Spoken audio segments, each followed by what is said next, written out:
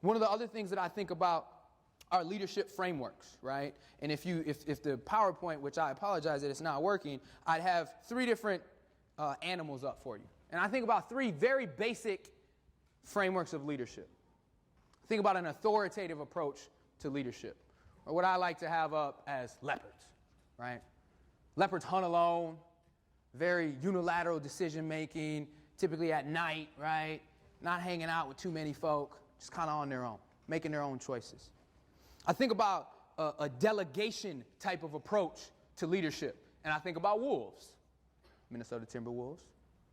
I think about wolves because there's a pack, right? So you got a leader, and then you got about, 6 other wolves who are informing and helping to make decisions, right? Delegation, right? What type of leadership that middle one is. And then I think about a very participative approach to leadership, all right? A participative approach that reminds me of dolphins. I mean, everybody loves dolphins, right? They're dolphins.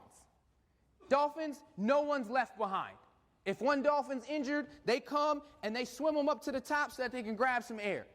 Dolphins are very flat and participative. And as I think more and more about my life and how those leadership approaches align to the things that I've experienced and the things that I've done, I mentioned earlier that my pop is East African, he's Muslim, and he's very authoritative. Very authoritative. I mean, I remember my dad used to look at us and we would start crying. Some of y'all know what I'm talking about. Them eyes, right? And he's sitting there like, dude, I ain't even do nothing to you, right? But whatever my dad said went. That's just how it was. In the house, if he said, he told me one time the sky was green, and I was like, all right, it's just going to be green today. And so I think about my time in college and leadership roles, and I very much took that leopard authoritative approach to leadership because that's the experience that I had, right? And I'm not saying that that's the right approach or the wrong approach. That's not my job. My job is to tell you about them, and you guys decide what makes sense. And then as you fast forward into being a regent now, I think about being the baby in the household. And anytime there were between cousins and siblings, there were at any point 4 to 10 of us in the house. And I'm the baby. So what does that mean? You get no information, you can ask no questions, and you're told when and where to be as the baby. So what did I want as a young person? I wanted a very flat approach. And then I think about my time as a regent.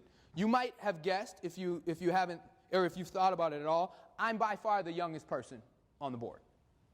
I'm 30. The closest person in age to me is like 47. And then the closest person in age to them is retired and like 60. And then there's like 2 that are like 70 and above, right? Now, they're great people, don't get me wrong. Just a lot more seasoned in age than I am. So what you might imagine is as I channel my childhood, what type of leadership approach do you think I would want as a regent? Shell it out.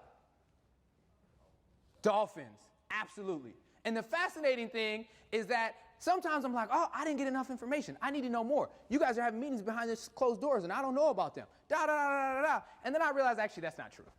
I'm pretty much 100% up to date and know everything that's happening, right? And so what we want to do is figure out where are we making this up in our heads in channeling those childhood experiences and when it makes sense, right? Which context makes sense in that scenario. I think about the 4 basic needs of a follower. Anybody familiar with Rath and Conchi? There we go. Yes, I love it when I at least get one. Thank you.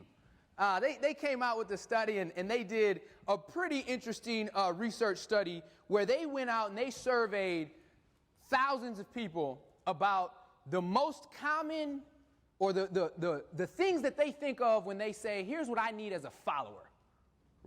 If I'm going to follow a leader, what do I need? And it was very open-ended, okay? And the 4 most common answers.